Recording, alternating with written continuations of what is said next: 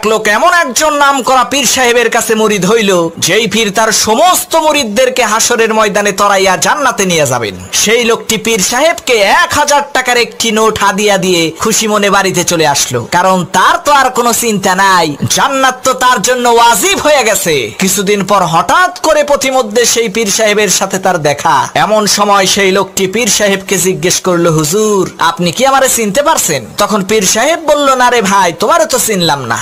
তখন সেই লোকটি বলল, আরে ওই যে কসকসা 1000 টাকার নোট ভুইলা গেছেন। তখন পীর সাহেব বলল, ভাই কত মানুষই তো আমার কাছে আসে, টাকা পয়সা দেয়, এত কিছু মনে থাকে নাকি? তখন সেই লোকটি বলল, হুজুর মাত্র 1 সপ্তাহ আগে আপনার কাছে মুরিদ হইলাম, এই 1 সপ্তাহর ব্যবধানে আপনি আমার 1000 টাকার নোট আর আমারে ভুইলা গেলেন, এখনই আমারে চিনতে পারছেন না?